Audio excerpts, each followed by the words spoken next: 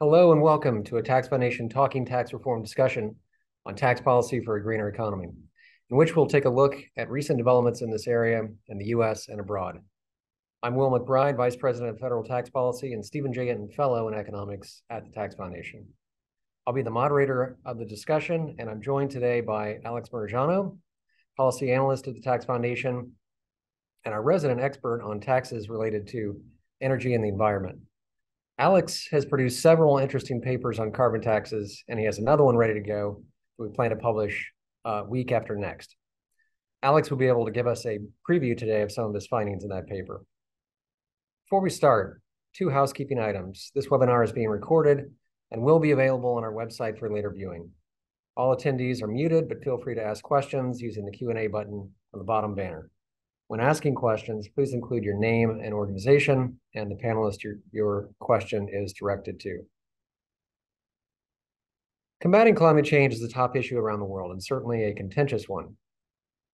The Inflation Reduction Act of 2022 was the largest climate legislation in U.S. history, as it included an array of 22 extraordinarily generous tax credits for various forms of environmental investment and consumption, from wind farms and solar panels to biofuels and electric vehicles.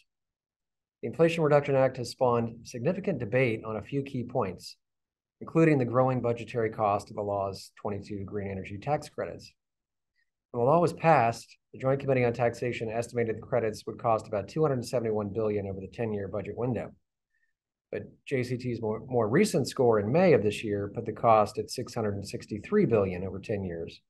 And independent estimates from Goldman Sachs and others puts the cost at roughly $1 trillion over 10 years. Advocates of the law say this increased cost reflects policy success, as increased costs mean more companies and individuals are utilizing these new incentives. Critics argue the increased costs show the policy's downsides, and that these subsidies could go towards unproductive projects. The IRA's green energy subsidies also include several protectionist measures, which have created trade disputes between the US, EU, and other major trading partners. The most common alternative to the Inflation Reduction Act approach toward climate policy is carbon pricing. Instead of subsidizing green alternatives to fossil fuels, a carbon tax would provide a single incentive to reduce emissions through a variety of channels across the economy, whether through green energy innovation and development, improvements in energy efficiency, or incremental emissions reduction measures within fossil fuel usage, such as replacing coal with natural gas. All right, let's go to the first question for Alex.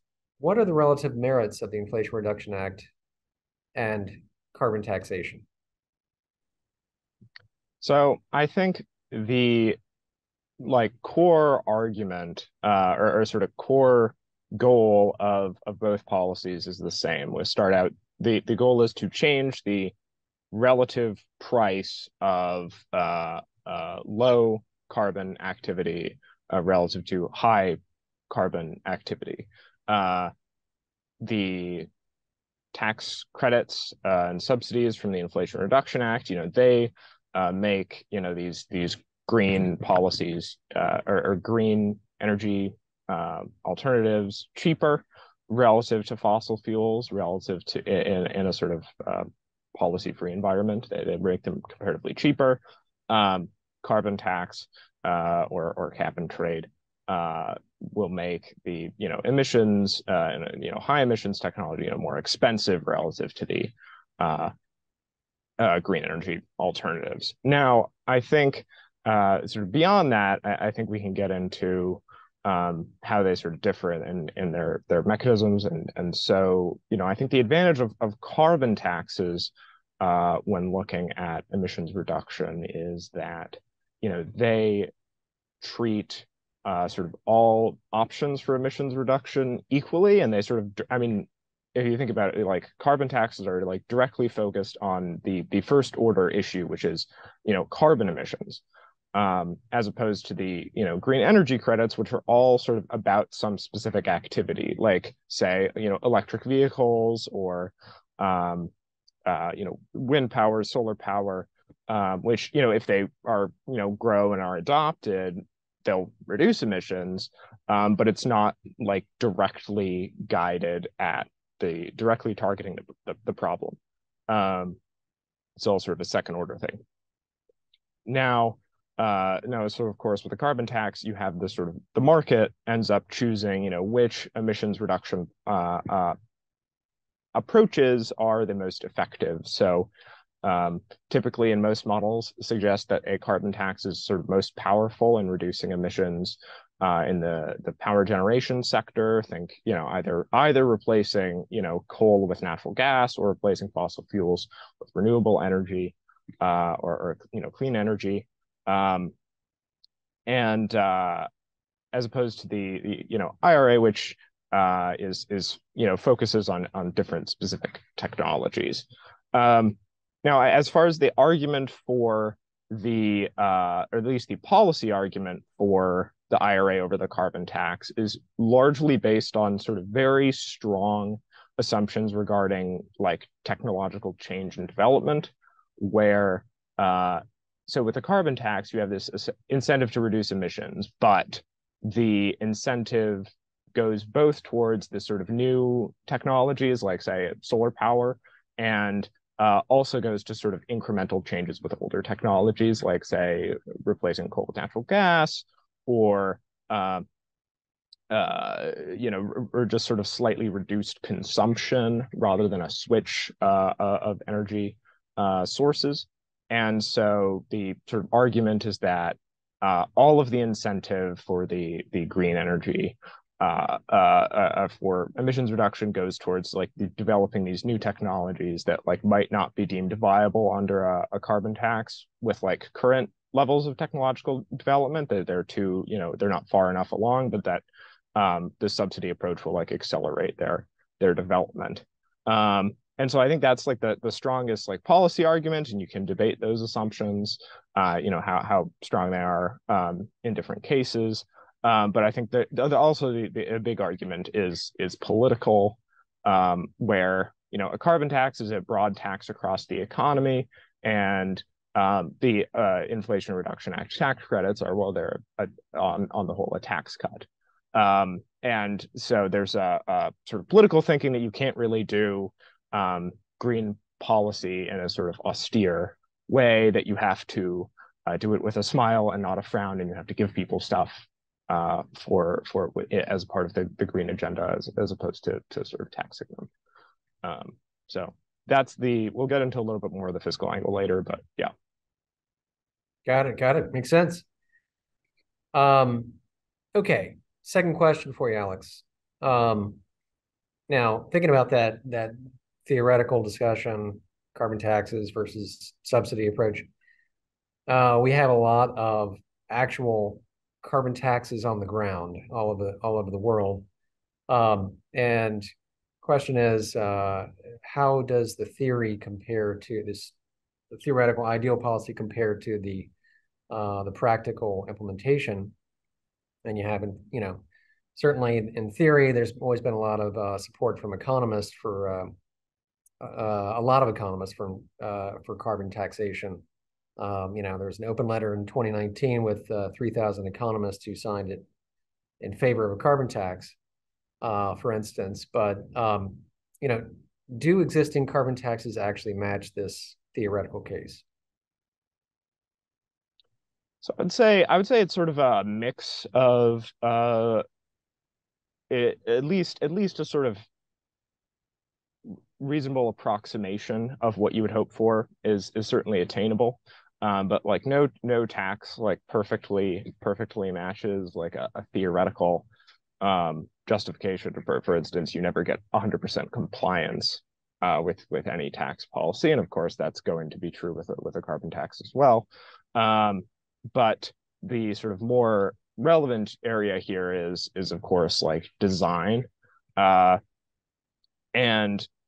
one of the issues that makes some carbon taxes look kind of underwhelming is that they're often a piece of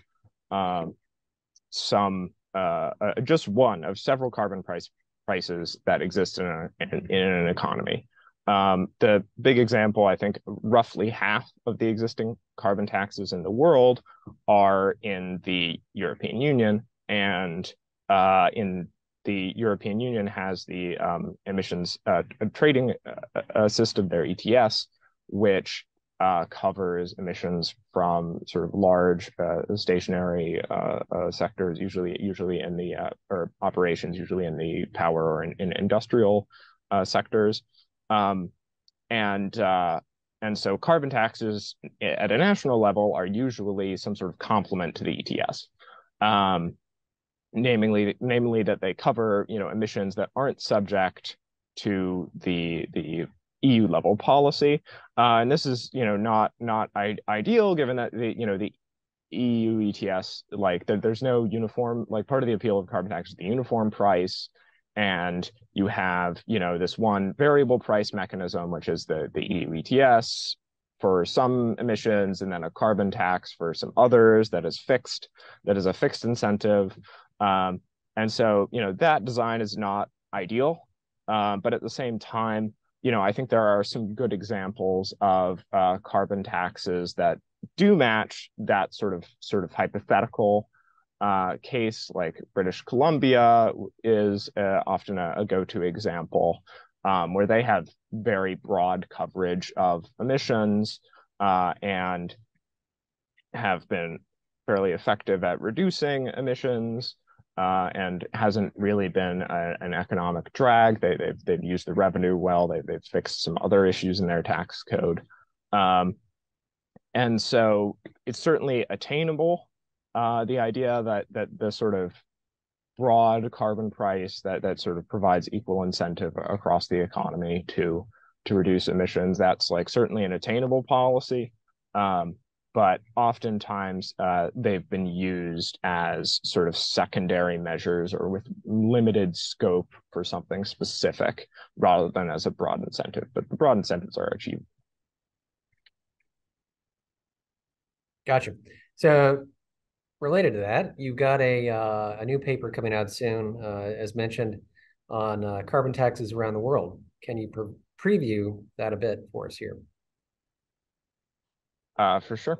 So the one policy, a sort of other broad, loosely consumption-based tax that is popular maybe in Europe, but not particularly popular in the United States, is a value-added tax. Without going too deep into it, a value-added tax is, if you're not familiar, it's basically a tax on consumption in the economy. They're sort of a very efficient way to raise a lot of revenue if you want to raise a lot of revenue. And however, like in practice, you don't have like full coverage of all consumption in the economy with a value-added tax. Typically, there are a lot of exemptions in value-added taxes for certain sectors, or they have reduced rates. You might have a reduced rate for groceries or certain household essentials or something, as well as you have also, of course, have some non-compliance, like any tax. And so there's a statistic that people use to evaluate roughly sort of how well designed a carbon or a value-added tax is, which is a C efficiency ratio, which is you find out what the actual revenue value-added tax raises, and then you divide that number by this sort of hypothetical maximum potential revenue generated by that could be generated by the tax, which is just economy-wide consumption times the value-added tax rate. And this reflects like two gaps. The difference between what is actually raised and could be raised reflects two gaps. There's a policy gap, which is created by legal policy choices, whether it's exemptions, reduced rates, etc., and compliance, which is just legal or it's illicit non-payment. And this sort of ratio can roughly assess how well a VAT covers consumption.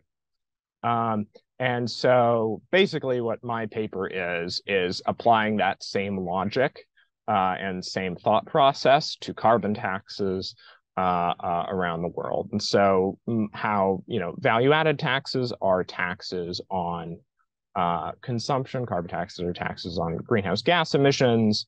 And so this sort of theoretical maximum revenue potential of a carbon tax is the carbon tax rate times total greenhouse gas emissions. And so you take the actual revenue raised and divide it by that number, and you get sort of a C efficiency ratio that reflects sort of roughly how well the carbon tax does. And I guess for some context, very few, so like the sort of ideal hypothetical would be that the ratio would be 1, that, your actual revenue perfectly matches as sort of hypothetical revenue. But in value-added taxes, that's not, like if you look at the EU, the C efficiency ratios usually fluctuate between, are roughly between like 0.35, 0.4 to maybe 0.7, 0.75 at the high end. The sort of really high levels, there are too many just sort of regular inconvenience, design challenges that make this sort of optimal ideal impossible. But we don't write off, a value-added tax because the best, C efficiency ratio is only as 0.75. That's pretty good. And we don't say, if you study, consumption taxes, you don't say, well, the consumption tax doesn't really work at the C because there are holes in the base. It's not perfect. Nonetheless, if you study value-added taxes in practice, you've seen that they've been less economically harmful than income taxes. So like the policy justification is still there, even if it doesn't like perfectly match the theoretical policy. And so more or less similar takeaways when looking at carbon taxes around the world. And we have a slide of preliminary results. Tyler, if you could kick that over on the slide just so people can. So yeah, we looked at 31 carbon taxes, some of which are subnational, namely the Canadian provinces. And you see, on average, the most are like are like lower than the C efficiency ratio sort of range for a value-added tax. But a lot of them, particularly countries in the EU, are also participating in the EU ETS, which covers a lot of emissions. And so the carbon tax is only supposed to cover some specific sector of the economy because some other sector is covered by the ETS. As far as some interesting notes here, some carbon taxes aren't even Spain, for instance, which is last, is their sort of carbon tax is just focused on these sort of very specific non-CO2 greenhouse gases, and not even, so there's CO2, there's methane, nitrous oxide, and there's fluorinated gases, which are like a very, very small share of greenhouse gas emissions, even in terms of just sort of intensity and like potency as a greenhouse gas. They're roughly like 2% of global emissions, or I want to say like somewhere between 1.5 and 2%. And so like Spain's carbon tax is like just focused on those, just a very limited scope, and it's not necessarily that they think that it is some broad carbon tax that's supposed to cover all emissions. But you also see some places like British Columbia and the Northwest Territories is kind of an odd outlier example. The Northwest Territories is Canadian. Well, it's a territory, I suppose. It's not a province, as I recall, if I'm getting their naming conventions correct. And they have a population of roughly 45,000 people in an area, as I recall, like twice the size of Texas or something. So they're kind of an outlier, or kind of a strange example. But British Columbia, Japan are more, I guess, conventional examples of how a broad carbon tax covering all kinds of emissions is very much doable. And I guess the other sort of notable thing that can influence a country's score on this is, in addition to sort of the choice of emitting several or omitting several sectors because you've got some other carbon pricing in the jurisdiction, is the sort of emissions profile of a country, where some emissions, like often emissions from the agricultural sector, are harder to trace and track. And so there's sort of a compliance reason that you don't want to put too much of an excess burden for like a relatively small amount of emissions. You don't want to put an excess burden on to some taxpayers to emit, for them to remit just a small pittance of revenue. And so you emit these sort of smaller operations, or where emissions are maybe harder to measure. And so if a country has a lot of, say, agricultural operations, they might, or countries might often choose to exempt the agricultural sector. But one country might have agriculture might be quite small in there, and agriculture only makes up, say, 10% of emissions. And so them choosing to omit agriculture does not hurt them nearly as significantly as a country where 35% of their emissions are from agriculture, choosing to I need to choose a different word other than omit and emit. Choose to exclude. Them choosing to exclude agriculture will hurt them a lot more in the rankings than a country that only has 10% of their emissions from agriculture. So yeah, that report, hoping to have it out week after next. These are, so basically it's achievable. This sort of broad carbon tax across emissions is achievable, but most carbon taxes around the world are just this sort of roughly half of the economy focused, with several carbon pricing mechanisms in place at the same time. Okay, quick follow-up on that. There's a lot in this upcoming paper, but you referenced value-added taxes and this, how carbon taxes can be measured in a similar way. But just thinking about this, there's the two components of this gap. You mentioned the policy gap and then the compliance gap. And roughly speaking, I guess, what is your sense of how carbon taxes compared to VATs in that regard? Like essentially on the compliance gap front, I'm wondering, is there greater compliance issues with a carbon tax versus a VAT? Yeah, so we didn't delve too far into the specifics of the compliance issue for different countries, just as far as the scope of the project. But I think part of what I think could be illustrative is that one of the advantages of certain types of carbon tax administration when it's upstream, where when fossil fuels or whatever are initially produced, is that there are like very few, in absolute or in relative terms, there are very few I don't know, oil refineries, for instance, in the United States. And so you can just levy the tax upstream, there, and you can say,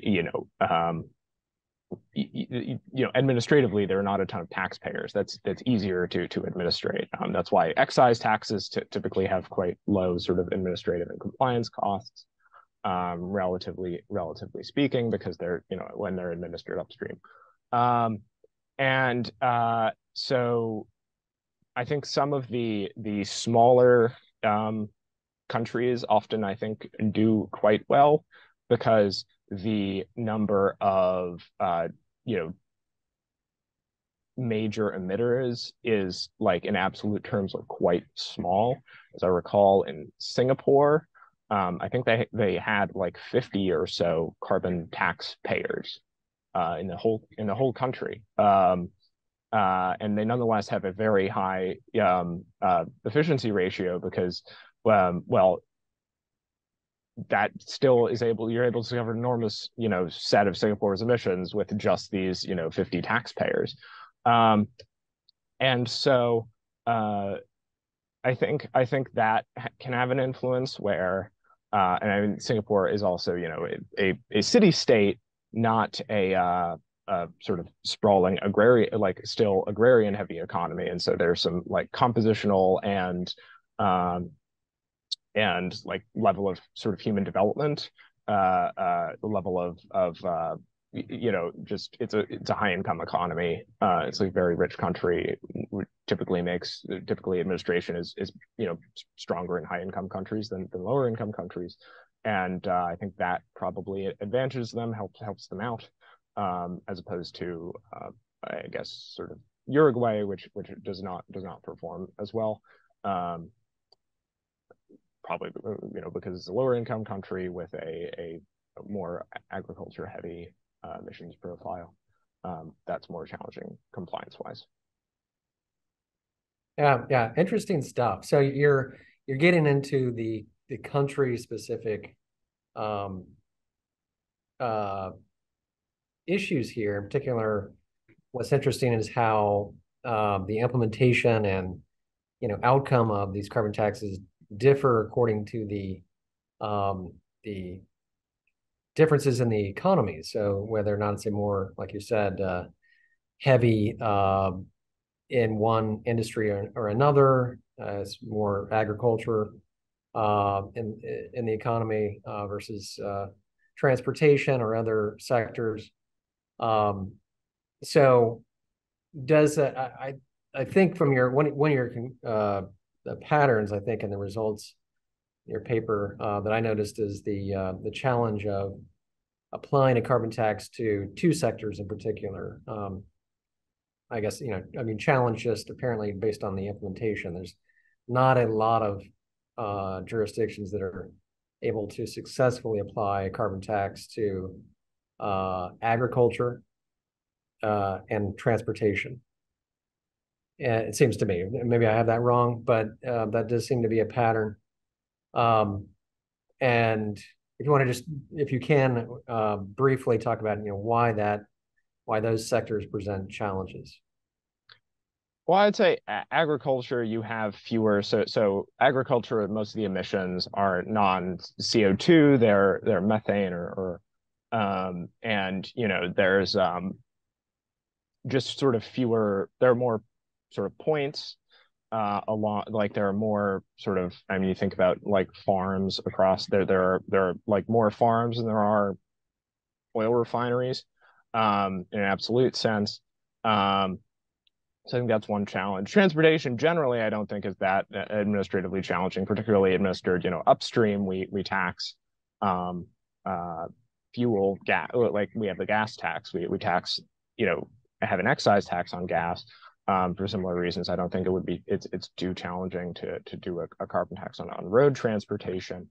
But oftentimes there are challenges where people just choose to exempt certain types of international transportation. I think that is a challenge, but because it's thinking about say airlines that they'll choose to they can choose to buy where they buy their fuel can very easily sort of move around. Their airplane is about as mobile as you can get. But these sort of international transportation issues are not like a particularly big driver. They're not particularly large in the context of global emissions. So even if it is like a thorny issue, it's sort of a marginal thorny issue. Okay. There's a question from our audience about Japan. How is Japan able to have such a high score on their carbon taxes? Well, more or less, it's just reflective that they've chosen to have it be basically all encompassing with significant coverage of emissions in every major sector. Thinking about power generation, industry, transportation, just sort of buildings and commercial and residential buildings.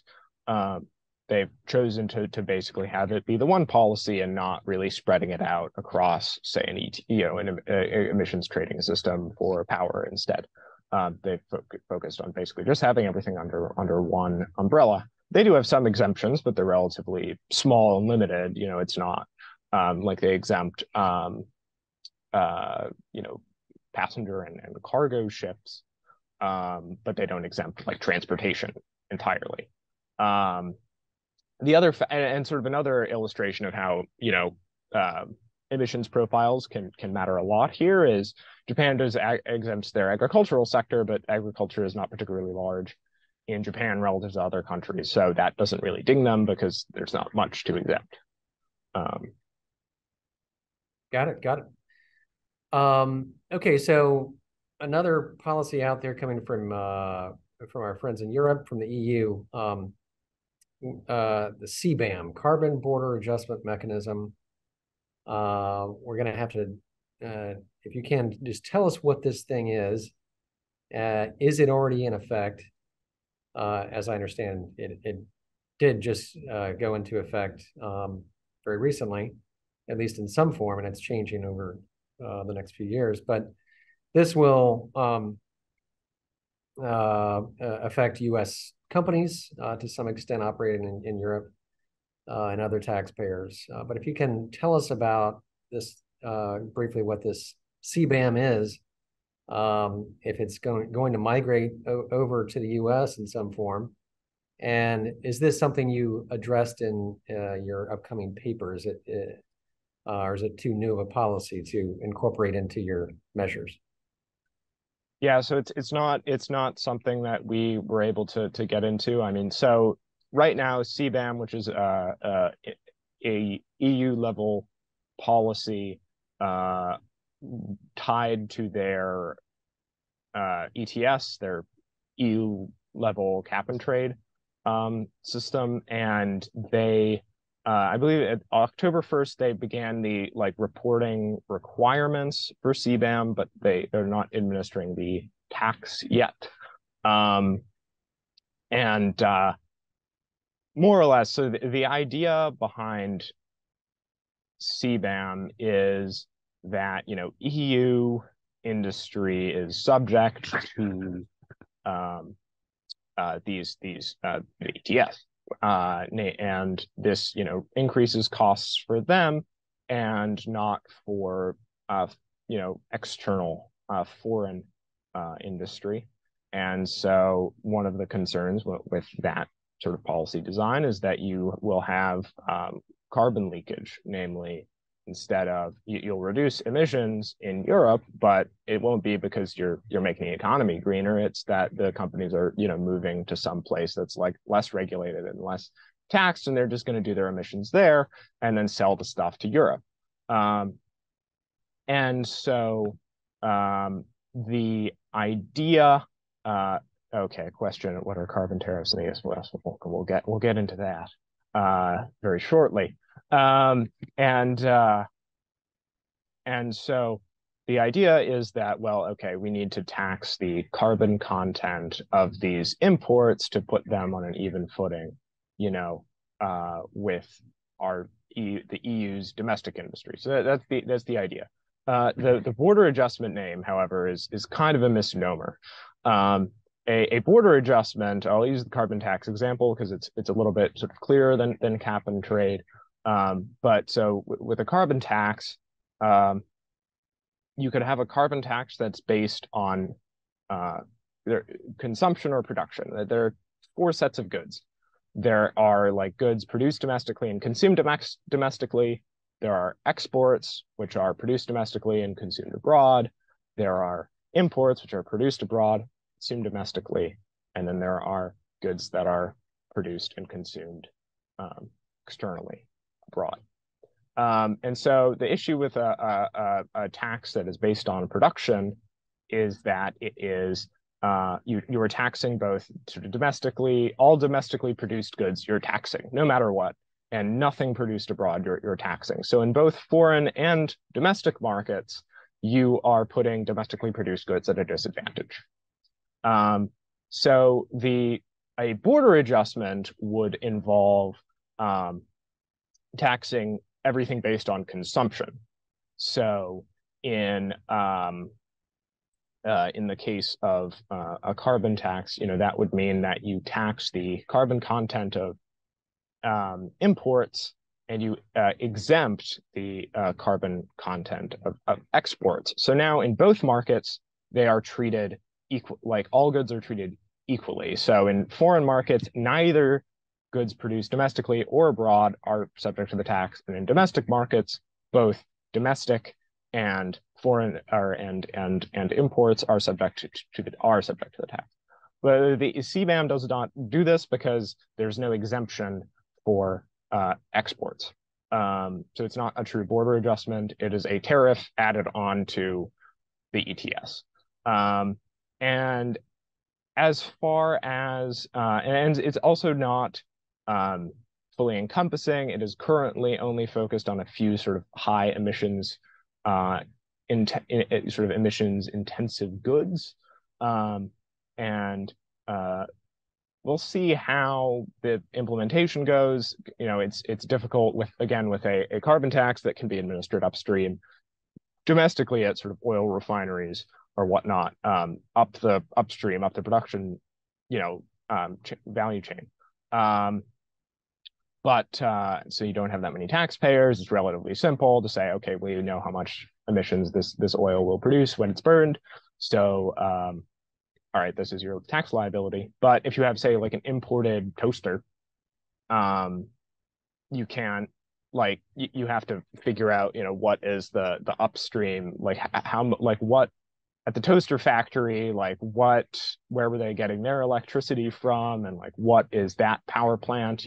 That's a lot more complicated. So you'll either have sort of simple approximations, which don't like perfectly match carbon emissions. It would be like the average toaster produced here will have an emissions profile of, means it will probably have this many, tons of carbon associated with it. So that's the carbon tax, irrespective of the sort of marginal differences between different facilities, So there are going to be some administrative challenges as we continue on with CBAM. And so, and yeah, it's sort of similarly in the United States, we've had the idea of a carbon tariff kicked around, which is basically, I guess you'd say that's CBAM without the ETS.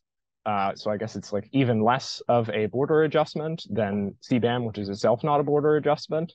Because, well, it can't be a border adjustment in the United States because we don't even have a domestic price at all. So it would just be a tariff.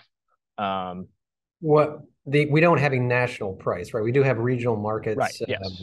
Several states, I think somewhere around a dozen states participate in a cap and trade system, right? Yeah. And it's unclear, right? But my understanding is there's some possibility that those prices will benefit U.S. exporters from those states that participate in regards to the CBAM. Yeah. These are all like negotiable items, unfortunately. So we'll see. Yeah, and one of the other arguments is that we have non-tax environmental policies or emissions reduction policies, like CAFE standards or the sort of clean power plan type stuff. And even though they're not taxes, they're an environmental policy that we have, but say China doesn't have. So we should have something to adjust. So we're not, even though it's not a domestic tax, we're adjusting for it with with the tariff. Still not a border adjustment though, because there's no exemption for exports.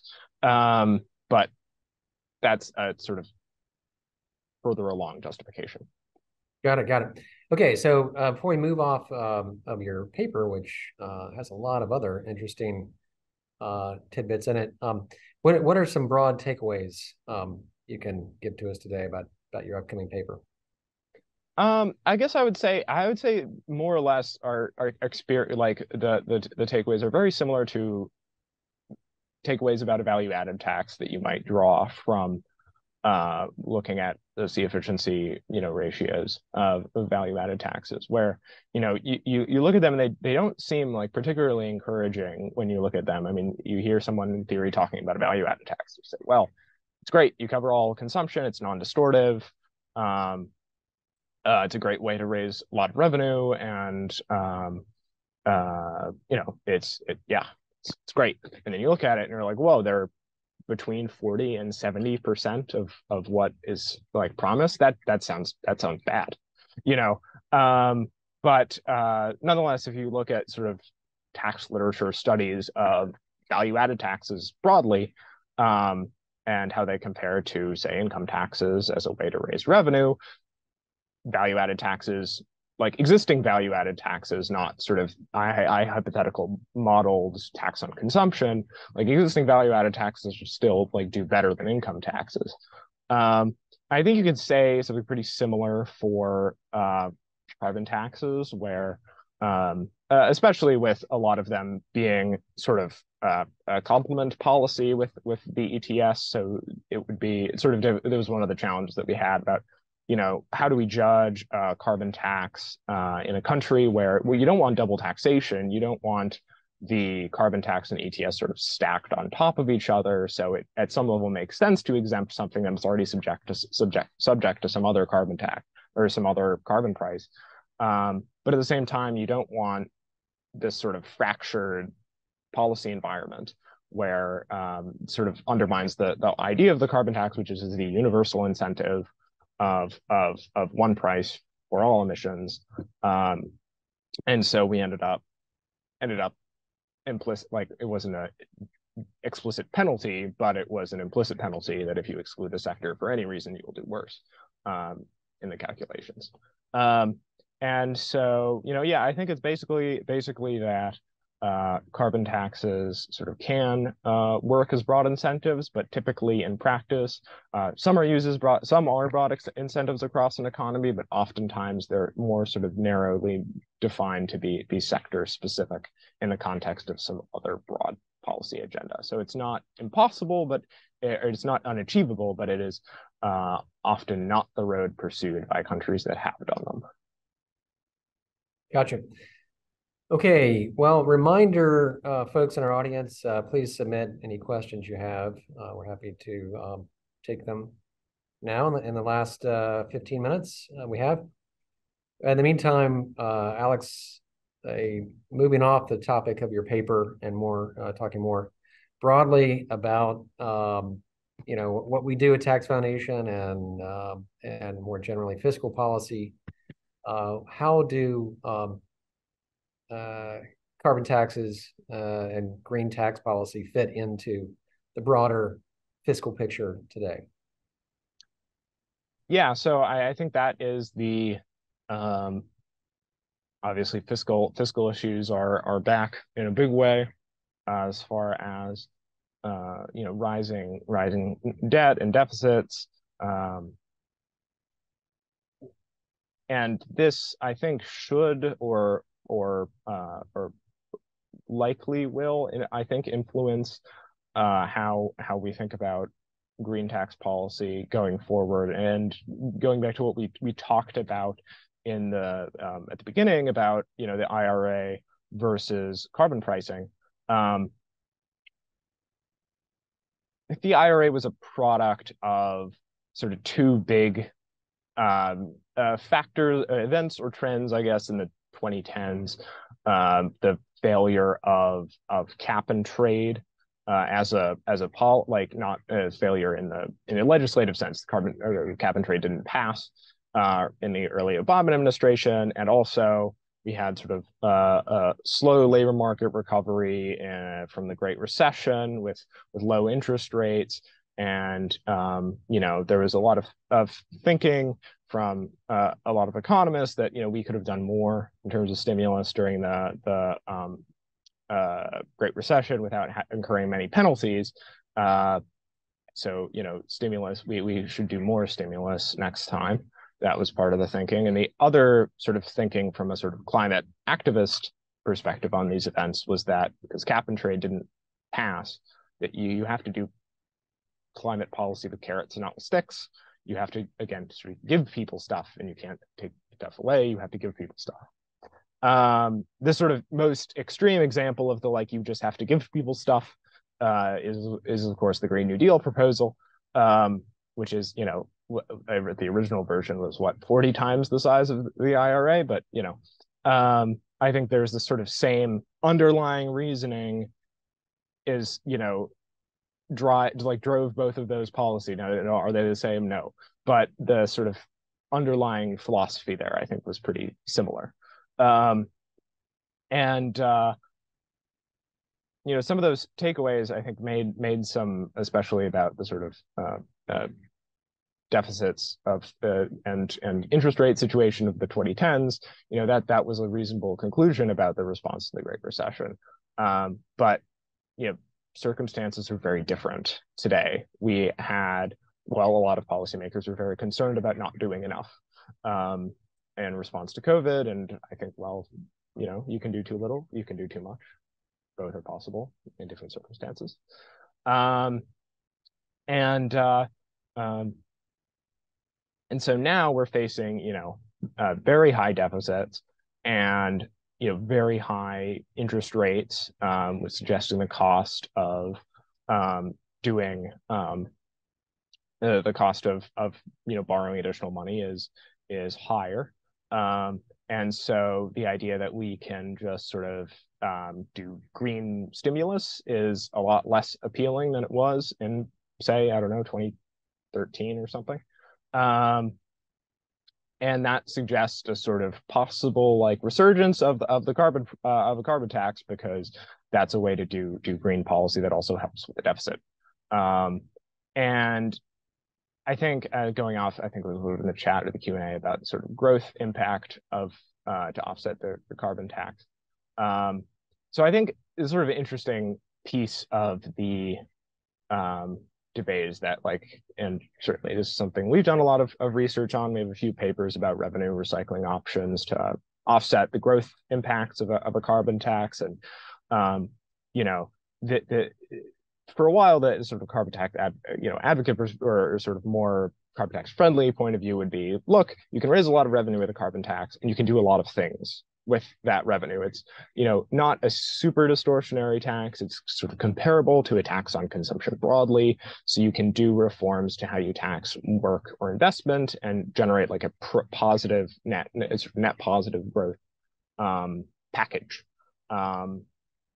And alternatively, you can do a lot. Of course, there's Americans for Climate Leadership Council and the sort of dividend idea, which is you just remit all of the revenue as just sort of basically a flat cash payment, a sort of mini universal basic income. This beyond ameliorates any distributional concerns. The bottom 70% end up much better off.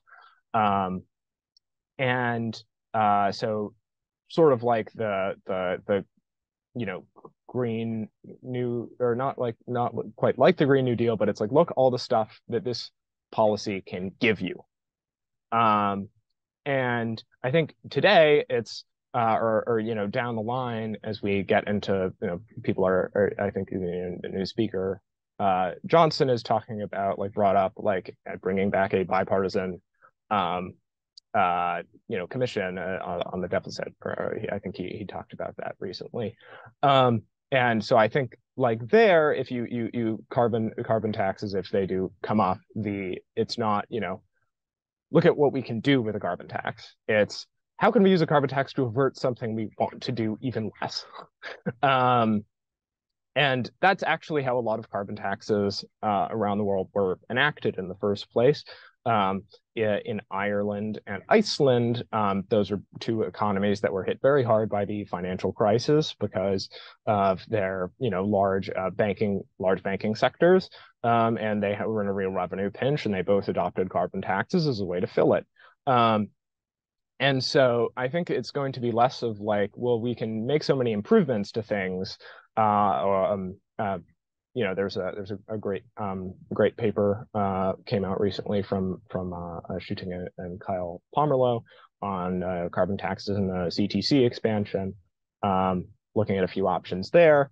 But I think in the context of current sort of fiscal situations, it's, well, we've got all of these scheduled sort of expirations of tax cuts in 2025, these expirations of things. And so it's a lot less likely that you get new stuff from a carbon tax. And maybe it's more likely that you prevent some of this old stuff from going away or something like that. I think that's probably a more realistic way to think about it at this point. Okay, clarifying question here, back to basics. What does this carbon look like? Now, this person in our audience says, Jane Johnson, I'm an economist, and don't quite understand what this carbon looks like. I'll just say I'm also an economist, and have had some training in physics, but I still am not quite sure what this carbon looks like.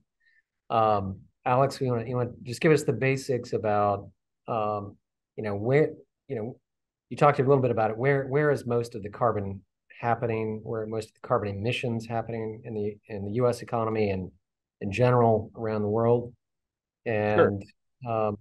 What does it look like? What are the big forms of carbon emissions? Well, it's a gas, just to start with. But CO2. Yeah. Well, so yeah, I guess there are typically like a few sort of greenhouse gases that are talked about in the context of a carbon tax, and they're all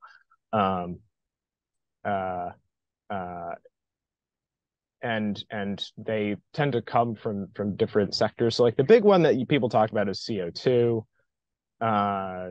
and that is mostly coming from energy usage of various forms, from burning fossil fuels. There are a few sort of different sectors. It depends on how you measure it. It can be measured sort of end use or primary use sectors. You think about, and so basically that's whether or not you look at sort of electricity generation as like a sector, as the XY power plant produces this amount of emissions, or you look at end use sectors where you allocate the emissions according to where they end up. It's, I don't know, my lights and my house, and so then emissions get allocated to the residential sector. Those emissions get allocated to the residential sector instead. But yeah, the big ones typically are power, electricity generation, industrial operations. So that's often like there's emissions, sort of byproducts of different industrial operations, or like cement, like making cement has a bunch of CO2 byproduct. Transportation, planes, trains, cars. And there is also so that covers most of CO2. But then a lot of the other, which is something like 80% of emissions. Yeah. From there's a metric called like CO2 equivalent, which basically reflects how much of an impact a different greenhouse gas has on climate, basically based on how intensity, basically, and it's denominated according to CO2. But the other ones are like much smaller in volume but more potent, and those are methane, nitrous oxide, and fluorinated gases. And those tend to come from some other sort of marginal emission sources. So methane and nitrous oxide often come from the agricultural sector, as well as waste, It's sort of emission from uh, yeah, waste management. Yeah. And then the fluorinated gases usually come from, I think, refrigerant. I think is like a big source of fluorinated gases, but there are a few different ones. And basically, the breakdown I think in the U.S. is, and globally approximately is, CO2 is about 80%, methane is 10 or so, nitrous oxide might be 5, and the fluorinated gases are substantially under 5. I'm approximating here, it might be 82, 12, 6, 2 or something. But yeah, that's the rough breakdown. I hope that helps. I'm also trained in not. It is a fascinating. Why don't we just give folks some resources there, and maybe we can distill some of those resources for people to understand, what's out there publicly available. And basically, it's since the early '90s, the U.S. Federal government has been collecting a lot of information on greenhouse gas emissions from the major emitters, like power plants and stuff like that, and they. Based on that, they estimate greenhouse gas emissions in the U.S. every year by source. They provide it all in a nice, format to look at. I think it's on the EPA website, so you can see all that information there. You can look at places like the World Bank, who cover these issues in around the world. Look at what share of global emissions is due to this or that country. The bottom line there is China. I think China and the U.S. are number 1, number 2. India's generally in line with the size of economies, but I believe China is the number 1 emitter and has been growing the fastest for the last several years in terms of carbon emissions. U.S. emissions have been declining actually for about 10 years. Owing largely to the transition from coal to natural gas, and the fracking revolution and all that. So anyway, interesting background to understand, sort of the physics of this stuff. It gets real complicated though beyond that. So anyway, we'll hope to provide more materials on that in the future. Last question for Alex. Given your research recently in this upcoming paper looking at carbon tax implementations around the world, what do you recommend for the U.S. going forward? Is there a model out there we should look to in pursuing something like a carbon tax? Well, I think as far as at least revenue, so I think there are always a few different points here. Depends on what you're sort of most interested in. As far as like how the revenue is used, or as far as general carbon tax design, I think British Columbia is probably the gold standard. As far as just sort of broadly covering all emissions, and as far as a lot of my work, except for this paper, has been focused on revenue recycling options. I think there is a lot to be drawn from the Swedish experience. Sweden once had sort of very infamously high tax rates on income and on corporate income, and carbon tax was part of this sort of very broad reform package in the 90s that was when they dropped their top income tax rate from 80% to 50%, and this has been sort of a very stable change in Sweden, and I think that's partly been enabled by by their carbon tax.